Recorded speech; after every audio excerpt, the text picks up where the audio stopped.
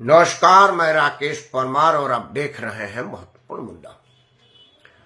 आज का महत्वपूर्ण मुद्दा तो यह था कि अक्षय कुमार को इंटरव्यू देने का मामला अभी हर आदमी के दिमाग से हटा भी नहीं है कि माननीय प्रधानमंत्री ने यूट्यूब ब्रॉडकास्ट पर अपना लंबा चौड़ा साक्षात्कार दिया है।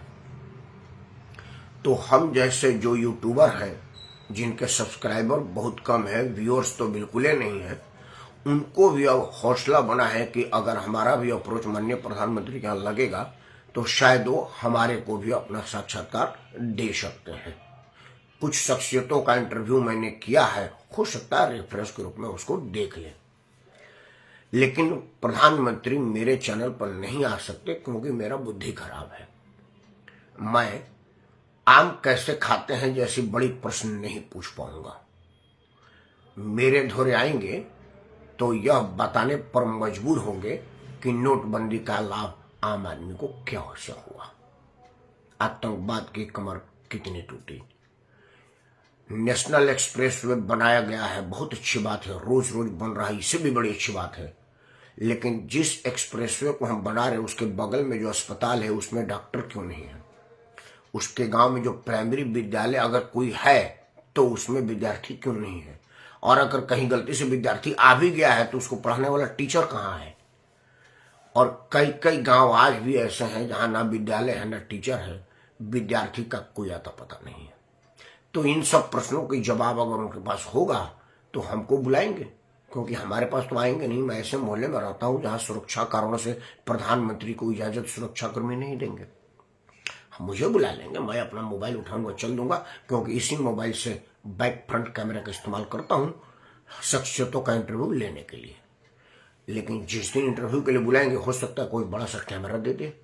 प्रधानमंत्री का इंटरव्यू पर तो कुछ भी हो सकता है। आदरणीय प्रेमनाथ दीदी जी को सादर पड़ा।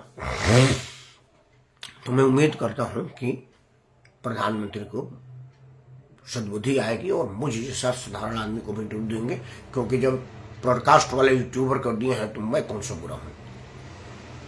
लेकिन मैं अपना बुद्धि नहीं सुधारूंगा, प्रश्न वही करूंगा जो जनहित का होगा, उनके हित का ख्याल में नहीं रखूंगा। या मैं जरूर वादा करता हूं जब तक वो मेरे को इंटरव्यू नहीं देते मैं स्वयं अपना इंटरव्यू आपके सामने रख रहा हूं। और आज का महत्वपूर्ण विषय आपके सामने रखने से पहले हमेशा की तरह से प्रार्थना करता हूं कि सबसे पहले तो आप इस वीडियो को लाइक करें, चैनल को सब्सक्राइब करें और इसे अपने सभी समूहों में साझा करें, क्योंकि साझा करने से समस्या अपने समाधान को प्राप्त करता है और समस्या को समाधान मिलता है तो वो समाप्त होता है। एक दिन में बेशक ना हो, बट एक दिन जरूर होगा। इन्हीं उम्मीद के साथ मैं आपके सामने आता रहूंगा, आपसे आपका आशीर्वाद मांगता रहूंगा। मित्रों, आज का विषय कन्हैया के कंधे पर बिहार कांग्रेस। कन्हैया के विषय में बताने की जरूरत नहीं है, वो जेएनयू का टुकड़े टुकड़े गैंग का सरगना है, जेएनयू का छात्र यूनियन का अध्यक्ष रहा है। वो जेएनयू जो अभी भी सबसे ज्यादा यूपीएससी में क्वालिफाई करवाती है, वो जेएनयू जहाँ के आईएएस आईपीएस आईआरएस आज भी बहुतायत संख्या में पाए जाते हैं, परीक्षा पास करते हैं। देश के अभी वर्तमान वित्त मंत्री और कई केंद्रीय मंत्री, कई पार्टी के अध्यक्ष महासचिव जेएनयू से पढ़ के आए हैं। कन्हैया कुमार भी अनफॉर्चुनेटली उसी जेएनयू का विद्यार्थी है, जिसके नेतृत्व में भारत तेरे टुकड़े होंगे इंशाअल्लाह इंशाअल्लाह का नारा लगा था, और ये कन्हैया कुमार खुद डफली बजा करके नारा को लगा रहा था। 125-30 साल से भी ज्यादा पुरानी, मतलब 1800 उसमें 85 में बनी भारतीय राष्ट्रीय कांग्रेस को अब तक कोई और आदमी नहीं मिला। यह विषय भी विचारणीय है कि उसे कन्हैया कुमार को अपने साथ लाना पड़ा, जो घोषित तौर पर टुकड़े टुकड़े गैंग का सरगना सदस्य है। तो क्या यह जियो पॉलिटिक्स का दबाव है, अंतर्राष्ट्रीय राजनीति जो भारत विरोधियों को प्रश्रय देती है, खुद खोज खोज करके चिन्हित करती है और उनको पुरस्कार देती है, बैक्सेस वगैरह टाइप का, मानवाधिकार के नाम पर उनको प्रलोभन देती है और एनजीओ के नाम पर फंडिंग करती है और देश विरोधी बयान जारी करने पर मजबूर करती है, जैसे केजरीवाल है। तो क्या इस जियो पॉलिटिक्स का असर है, या बिहार कांग्रेस टोटल नकारा हो गया है, अब डूबते को तिनका सहारा के रूप में विवादित ही सही कन्हैया कुमार मिला है? कुछ देर इसी विषय पर बात करेंगे, कृपया बने रहिएगा। मित्रों में सबसे पहले, अगर जो लोग मेरे को कंटिन्यूअस देखते सुनते अपना आशीर्वाद देते हैं वही जानते हैं, मैं हर फोरम पर, चाहे वो समाचार चैनल हो या कांग्रेस के आला नेतृत्व के सामने बातचीत के क्रम हो, मैंने हमेशा से यह कहा है कि अगर कांग्रेस इस देश में बने रहना चाहती है तो वो अकेले चुनाव लड़े। हो सकता है एक चुनाव में असफल ना हो, 2 में असफल हो, 3 में तो जरूर सफल होगी, क्योंकि मान्यवर काशीराम चुनाव लड़वाने के मास्टरमाइंड हुआ करते थे। उनके पास कोई टिकट मांगने जाता था तो कहते थे कि 3 चुनाव लड़ने का पैसा है, तो लोग पूछता था क्यों, हमको तो यही चुनाव लड़ने वाला। नहीं, यह चुनाव तुम लड़ोगे खुद हारने के लिए, दूसरी चुनाव लड़ोगे हरवाने के लिए, तीसरी चुनाव तुम जीत जाओगे, यह मेरा दावा है, अगर कंटिन्यूअस 3 बार बने रहे तो। यह बात उसके लिए था जो नया नया चुनाव आने की बात करता था। कांग्रेस तो 100 साल से भी ज्यादा से है, लेकिन यह बात मैं उस पर भी लागू कराता हूं। आज ना सही, तीसरी चुनाव में तो आप आएंगे, यह जरूर है, लेकिन आप लगे रहे, बने रहे। राष्ट्र हित में कांग्रेस का बने रहना जरूरी है, क्योंकि बाकी सब कबायली राजनीति है, कबीला में बटा हुआ है, परिवार में बटा हुआ है। भाजपा और कांग्रेस 2 ऐसी पार्टी है जो परिवार में बटा बेशक हो, परिवार का दबदबा बेशक हो, लेकिन पूरे राष्ट्र स्तर पर पहचान है, राष्ट्र स्तर पर कार्यकर्ता है। तो राष्ट्रीय पार्टी को राष्ट्र में नेतृत्व करना चाहिए। उससे यह होता है कि परिवार के अंदर सिकुड़ने और उसमें दबाव का असर नहीं रहता है। कांग्रेस ने अपना जनाधार खोया इन्हीं लालू मुलायम जैसे लोगों को समर्थन देकर के, और अभी भी उसी जाल और जंजाल में फंसी हुई है। जितना जल्दी उबर करके अकेले लड़ेगी उतना ज्यादा फायदा करेगा। कांग्रेस जब जब अकेले लड़ी है उससे ज्यादा सीटें लाई है जितना गठबंधन में उसको लड़ने के लिए सीट मिलती है। मान लीजिए अगर 5 सीट आपको लड़ने को मिल गया तो 2 हार गए, 3 जीत गए, और आप अकेले लड़ते हैं तो 5 सीट जीत जाते हैं, तो बढ़िया रहता, 5 रहिए। दूसरा उसका फायदा होगा कि पूरे कंस्टिट्यूंसी में आपका कार्यकर्ता तैयार होगा जो अगले चुनाव के लिए काम आएगा। एक आपका कार्यकर्ता बैंक तैयार होगा, बेंच स्ट्रेंथ मजबूत होगी, और जिसका बेंच स्ट्रेंथ मजबूत होगा उसकी स्थिति भारत की क्रिकेट टीम जैसी है कि किसी को भी खिला दो विकेट ले लेता है। यहाँ 32-35 साल का लड़का आता है, वो भी मैन ऑफ द मैच निकाल ले जाता है। तो कार्यकर्ता का दम यही होता है, कांग्रेस को यही करना चाहिए। इस बात के लिए मैं कांग्रेस को 100 में 200 नंबर दूंगा कि वो अकेले चुनाव लड़ने की सोच रहा है। बधाई की पात्र है, जिसके मन में भी यह ख्याल आया है वो बधाई का पात्र है। सत सत प्रणाम है, बहुत बहुत प्रणाम है, बहुत बहुत धन्यवाद है आपको कि आपको सद्बुद्धि दी, देर से ही सही। अब आते हैं कन्हैया कुमार पर। मित्रों, मुझे लग रहा है कि राहुल गांधी के पास बिहार कांग्रेस के नेताओं की फीडबैक आई होगी। 2-3 चीजें कांग्रेस में देखने को मिलती हैं। जहां जहां कांग्रेस के संगठन कमजोर हुई है, जैसे बिहार में अब बात अभी हो रही है तो बिहार पर चर्चा करें, तो बिहार लालू प्रसाद यादव के साथ गठबंधन करके उसके सारे कार्यकर्ता लालू जी के साथ चले गए। तो नेता क्या करते, वो भी लालू जी के समर्थन में चले गए। अब वहां के स्थानीय नेताओं को लालू प्रसाद यादव क्या करते हैं कि उनके हिस्से की उचित मुआवजा उनको दे देते हैं। उनको लग रहा है कि कांग्रेस जाए भाड़ में, हमारा तो मिल ही रहा है। जैसे एक भारतीय जनता पार्टी के नेता थे, अब दिवंगत हो गए बेचारे, उनका पूरा प्रयास होता था कि बिहार में भाजपा ना बढ़ पाए, नीतीश कुमार को कोई नुकसान न हो, और नीतीश कुमार उनके नुकसान का भरपाई करते थे कि तुम्हारा कोई नुकसान नहीं होने देंगे, हर रूप में तुम रहोगे। बिहार में एक छत्र भाजपा के नेता कहलाते थे, आर्थिक रूप से भी बड़ा मजबूत रखे जाते थे। भाजपा और नीतीश कुमार का गठबंधन हो या ना हो, उन दोनों का गठबंधन जरूर था हर मामलों में। लालू प्रसाद ने कांग्रेस के भी कुछ नेताओं के साथ इसी तरह का सांठगांठ कर रखा है कि स्थिति चाहे जैसी हो, आपके आर्थिक नुकसान को हम भरपाई करते रहेंगे, आप चुनाव में लड़ने की मादा मत रखिए, हमारे साथ गठबंधन करते रहिए। तो हो सकता है मुझ जैसा साधारण आदमी को यह बात पता है, तो राहुल गांधी के पास तो खुफिया एजेंसी है, उनके पास वर्करों का एक कुछ न कुछ तो है, वो उनको निष्पक्ष और स्पष्ट बोल दिए होंगे। राहुल गांधी और कांग्रेस के आलाकमान को यह बात समझ में आ गई होगी। मैं बार बार राहुल गांधी कह रहा हूँ, मल्लिकार्जुन खड़गे नहीं कह रहा हूँ, इससे आप मुझको बेवकूफ मत समझिएगा, क्योंकि मैं जानता हूँ कि मल्लिकार्जुन खड़गे कुछ नहीं है। जो है वो राहुल सोनिया प्रियंका ही है, मल्लिकार्जुन खड़गे कुछ नहीं है। और जब तक आदरणीय सोनिया गांधी के जान में जान है, सांस चल रहा है, तब तक एक नंबर में राहुल गांधी है, क्योंकि पुत्रमोह से पूर्णतः ग्रसित है सोनिया जी। उनके बाद क्या होगा भगवान जाने। हम उनके लंबी उम्र की कामना करते हैं, स्वस्थ रहे, निपुण रहे और सक्रिय रहे। बाकी क्या होगा वो तो भगवान जाने। कैसे कैसे लोग नहीं रहे तो उनकी मैं क्या गारंटी दूं। तो मित्रों, कन्हैया कुमार एक विवादित व्यक्ति है, लेकिन हमारे देश का दुर्भाग्य है कि विवादित व्यक्ति को ज्यादा माइलेज मिलती है। सीधा साधा शरीफ आदमी को ना तो मीडिया खोजती है ना ही जनता जानती है। शरीफ आदमी रोज रोज कुछ ना कुछ बढ़िया बात कहता है, उसका वीडियो कोई नहीं देखता, लेकिन एक बार देश विरोध कोई बात कर दे, गाली गलौज कर दे, लाखों लाखों व्यूअर्स आ जाते हैं, लाखों सब्सक्राइबर हो जाते हैं, और बढ़िया बोलने वाले का कोई सब्सक्राइब नहीं करता चैनल। मैं उसका उदाहरण हूं। मेरा पूरा वीडियो देख लीजिए, कोई ऐसी बात नहीं मैं कहता जो हल्की हो और निरर्थक हो और बिना किसी आधार के हो। लेकिन सब्सक्राइबर भी घटते जा रहे हैं, व्यूअर्स भी घटते जा रहे हैं। लेकिन मैं दो विवादित बात बोल दूं, सब्सक्राइबर बोल लिया। लेकिन खैर, सस्ती लोकप्रियता सब्सक्राइबर बढ़ाने और व्यूअर्स बढ़ाने के लिए मैं नहीं करूंगा। सच्ची और सही बात ही आपके सामने रखूंगा जो मैं आगे कहने जा रहा हूं। मित्रों देखिए, कन्हैया कुमार नौजवान है, विवादित व्यक्ति है, चैनल खींचने की शख्सियत रखता है और बढ़िया बोलता है। अरविंद केजरीवाल की तरफ से साफ झूठ बोलने में जो इसकी कलाकारी है वो केजरीवाल का के अलावा और किसी में नहीं है। बिल्कुल सफेद झूठ बोलता है, लच्छेदार बोलता है, और केजरीवाल ही की तरह से जवाब नहीं देता, आरोप लगाकर हट जाता है। जैसे केजरीवाल की राजनीति थी कि हाँ जी तो अब ये होगा, हाँ जी तो वो होगा। जैसे एक उदाहरण देता हूं कि केजरीवाल को लोग ने कहा था कि भाई इनका दो दो जगह से मतदाता पहचान पत्र है, और पत्रकार ने पूछा, बड़े पत्रकार ने मेन चैनल पर, तो कहा कि तो क्या अब मुद्दा यह रह गया कि मेरा कितने जगह से चुनाव है?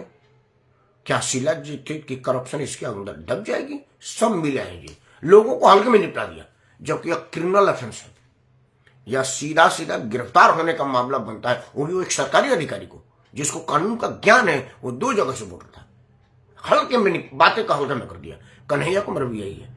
कन्हैया कुमार भी आरोप लगा देगा तुरंत केजरीवाल की तरह से, जवाब नहीं देगा, जवाबदेही तय नहीं करेगा। खैर, जवाबदेही की तो उसकी कोई बातें नहीं आई, ना तो उसको कोई संवैधानिक पद मिला है और ना ही कुछ मिला है जिस पर जवाबदेही तय हो। लेकिन नेता को जवाब देना तो आना चाहिए, और जवाब देने की तो जिम्मेदारी बनती है। लेकिन नहीं, वो केजरीवाल की तरफ से आरोपे लगाता है, और आरोपे लगा लगा करके लोकप्रिय हुआ है, इतना लोकप्रिय टिकट पा गया। खैर, जिस कम्युनिस्ट से पाया है, कांग्रेस और कम्युनिस्ट में कोई बहुत ज्यादा फर्क नहीं है, दोनों तुष्टिकरण की राजनीति करते हैं, कांग्रेस भी और कम्युनिस्ट भी। लेकिन यहां तुष्टिकरण की नहीं है, यहां बिहार कांग्रेस की स्थिति की चर्चा है। बिहार कांग्रेस में अगर कन्हैया के सहारे ही कोई कार्यकर्ताओं में सक्रियता बढ़ती है तो यह कांग्रेस और कन्हैया दोनों की उपलब्धि मानी जाएगी। बिहार में लालू प्रसाद यादव उनको जितना सीट दे रहे हैं, निश्चित रूप से उससे ज्यादा सीट कांग्रेस जीत करके आ जाएगी। तो कांग्रेस को चाहिए कि अपने कार्यकर्ताओं को बांधे रखें और इस नेतृत्व का लीड राहुल गांधी करें, कन्हैया के जी में ना लगाएं। नहीं तो बिहार कांग्रेस में भगदड़ का खतरा है, और चुनाव के अंत में आते आते यह कोई संदेह और संशय न रह जाए कि जो प्रमुख नेता है कुछ लालू प्रसाद के साथ चले जाएंगे, कुछ भाजपा में आ जाएंगे, और कुछ कहीं और चले जाएंगे, और कन्हैया और उसकी टीम ही रह जाएगी। तो स्थापित कार्यकर्ताओं को हटा करके नए कार्यकर्ता बनाना आज की तारीख में बड़ा महंगा सौदा है, क्योंकि कार्यकर्ता आने से पहले टिकट की बात करता है, जिम्मेवारी की बात करता है, क्या दायित्व देंगे इसकी बात करता है। और जब उसे लगेगा कि बिहार में दायित्व की कोई उम्मीद दूर दूर और बहुत दूर तक नहीं है, तो कार्यकर्ता नया नहीं बनेगा। नया कार्यकर्ता बनेगा जनता दल में, राजद में, भाजपा में। अभी बिहार में इन्हीं लोगों की स्थिति है, या तो भाजपा के नेतृत्व में सरकार बनेगी या लालू जी के पार्टी के नेतृत्व में सरकार बनेगी। कांग्रेस कहीं नहीं है, ना किंग मेकर के रूप में ना समर्थक के रूप में है। हाँ, चुनाव लड़के अपना वोट बैंक बढ़ावे और अगले बार प्रभावित करने की स्थिति में आएगी, तो कार्यकर्ता क्यों ऐसे पार्टी के साथ जाएगा जिसका 3-4 चुनाव के बाद उम्मीद बनेगा? वो उस पार्टी में क्यों नहीं जानेगा जिसका अभी क्या उम्मीद है? यह एक विचारणीय प्रश्न है, और इस पर विचार जरूर करना पड़ेगा कांग्रेस को भी और कन्हैया को भी। लेकिन यह जरूर है कि चाहे स्थानीय लोग दरकिनार करें, कांग्रेस को अकेले लड़ना चाहिए। लालू प्रसाद की पार्टी चाहे कुछ भी कहे, लालू प्रसाद की परेशानी क्या है कन्हैया कुमार से और कांग्रेस से, वो जान लीजिए। सबसे पहले कि लालू प्रसाद को पता है कि जिस वोट बैंक पर मैं शासन कर रहा हूं, पिछले 30 साल से बिहार में रेलिवेंट हूं, वह वोट बैंक कांग्रेस का है, मेरा नहीं है। अगर कांग्रेस वापस आ जाएगी तो वोट बैंक उनके पास खिसक के चला जाए। वो स्थिति यह है कि मैं अपने घर के रखवाली किसी को दिया कि भाई अब मैं विदेश में रह रहा हूं, तुम जरा मेरे घर को देखो, और मैं अब अपने गांव में आ गया तो फिर अपने घर में ही रहूंगा। मैं एग्जाम्पल दे रहा हूं, मैं गांव में घर है, खाली है, कोई नहीं रहता उसमें, और मैं दिल्ली में रहता हूं। हो सकता है बच्चों की शादी ब्याह हो जाए, नौकरी चाकरी हो जाए, अच्छा हाँ जरूर करूंगा, तो उसमें गांव में जाकर मैं रहने लगूं, तो जो गांव में मेरे घर में रह रहा है उसको तो बुरा परेशानी लगेंगे ना भाई। सोलर लाइट को लगा करके एसी कूलर पंखा और टीवी दे रखा है तो वो बुरा लगेगा, तो लालू जी को तो बुरा लगेगा। दूसरा क्या है कि कन्हैया नया है, तेजस्वी, तेज प्रताप, तीनों सब एक ही उम्र के लोग हैं। अभी लालू प्रसाद यादव चिराग पासवान से परेशान है, तब तक नीतीश कुमार के निशांत का हवा उठ गया। अब ये कन्हैया कुमार, मतलब ये चारों पांचों नौजवान आएंगे तो वोटों का बंटवारा होगा, तो उनका बेटा को स्थापित होने में नाको चनो चबाना पड़ेगा। तो वो क्यों चाहेंगे? एक अनकंटेस्टेड फील्ड था, नीतीश कुमार पुराने हो रहे थे, भाजपा के पास कोई नया नेतृत्व उभर नहीं रहा था, और एक उप मुख्यमंत्री के रूप में कुछ दिन तक कार्य करने के बाद तेज प्रताप और तेजस्वी अपने आप को बता तो चुके थे नहीं कि मैं नेता हूं, मैं अगला मुख्यमंत्री बनना चाहता हूं, और उसमें कोई नहीं था। अब एक विवादित स्थापित मीडिया का प्यारा और कांग्रेस का सहारा लेकर के अगर कोई नौजवान जाएगा, लालू प्रसाद को यह कैसे भाएगा? तो वह अपने वहां के स्थानीय लोगों, कांग्रेस पर जो अनुकंपा किए हैं, उन सब पर अनुकंपा का मोल मांग रहे हैं कि भाई मोल लो और कन्हैया का विरोध करो, और स्थानीय कांग्रेस विरोध जरूर करेगी। अब कन्हैया की राजनीतिक बाजीगरी बोलने के अलावा कुछ काम में भी दिखेगा, वो तो जब पदयात्रा शुरू होगा तब पता चलेगा, और कांग्रेस का संगठन वाकई कांग्रेस के साथ है यह भी दिखेगा। अब चर्चा आदरणीय प्रियंका द्विवेदी ने कहा है कि पीके के भागदौड़ पर करते हैं। आदरणीय प्रियंका द्विवेदी जी, असल में पीके प्लांटेड है, वो राजनीतिक शख्सियत नहीं है, लेकिन यह जरूर है कि नया आदमी है, पढ़ा लिखा आदमी है। बिहार की जनता को अगर वो यह बात समझाने में सफल रहा कि भाई नीतीश कुमार पुराने हो गए हैं, भाजपा के पास कोई नया नेतृत्व उभर नहीं रहा है, चिराग पासवान का कोई हैसियत नहीं है, और ये अभी कन्हैया कुमार क्या करेगा, तो पीके अपना स्थान बना सकते हैं। लेकिन चूंकि पीके एजेंडे से चुनाव लड़ते हैं, उनका चुनाव लड़ना उद्देश्य नहीं है, वो मैं पार्टी का नाम नहीं रखूंगा, बाकी सब लोग समझ रहे हैं। यह बात आम बिहार के जनता को पता है कि पीके किसके लिए फील्डिंग कर रहे हैं, यही पीके के लिए नुकसान कर रहा है। पीके के सभी लोगों ने जो चुनाव लड़ा था उनमें ज्यादातर लोगों की जमानत जब्त हो गई थी। एक जो कैंडिडेट जीता था वो अपने दम पर जीता था, उसमें पीके का कोई योगदान नहीं था। पीके को चाहिए कि भाई प्रशांत किशोर जी, आप एक काम करिए, आप अपनी एक राजनीतिक पार्टी गठन किए हैं, ठीक बात है, आप छत्र छाया के राजनीति से अलग हटिए और बिहार को क्या देंगे इस पर बात करिए। सबसे बड़ी समस्या बिहार की क्या है कि कोई आदमी अपना रोड मैप नहीं बता रहा है, हर आदमी उसी जात क्षेत्र धर्म के पीछे में पीस रहा है। पीके जैसा पढ़ा लिखा आदमी भी कहा कि जो ये वह बोर्ड है और ये जो मुसलमानों को अनाप शनाप जमीन देने की शक्ति मिली हुई है, उस पर उंगली उठाना देश को तोड़ने जैसा है। एक विवादित बयान देकर के पीके ने अपनी सारी चीज धो दी। वो जिस पार्टी के लिए फाइट कर रहा है उसके वोटरों के दिमाग से हट गया, और बिहार में मुसलमान लालू प्रसाद को छोड़ करके पीके के पास जाएगा। जब पीके ने कैसे सोच लिया? पीके के आका ने कहा कि भाई यह बयान दो ताकि मुसलमान तुम्हारे साथ आवे, क्योंकि जब तक लालू से मुसलमान अलग नहीं होगा तब तक लालू कमजोर नहीं होंगे। इसीलिए पीके से यह बयान दिलवाया गया कि भाई आप ये जो मुसलमानों के मसाइल जो नए नए उभर के आ रहे हैं और जो उनके एक्ट में बदलाव हो रहा है, उनके संपत्तियों पर लूट की छूट पर रोक लगने वाली है, उस पर तुम अपना बयान देकर के मुसलमानों के खासम खास बनने की बात सामने लाओ और प्रचारित हो जाओ। यहीं पर लोगों को समझ में आ गया कि यह क्या कर रहे हैं। पीके की स्थिति करीब करीब ओवैसी वाली स्थिति है। ओवैसी भी एक सीट निकाल ले जाता है, पीके भी उसी स्थिति में एक सीट निकाल ले जाएंगे तो कोई फर्क नहीं पड़ेगा। पीके जितना सक्रिय होगा, लालू प्रसाद का उतना ही वोट का नुकसान होगा। यह लालू प्रसाद समझ रहे हैं। लालू प्रसाद इस टाइम कई चरणों पर फेस कर रहे हैं।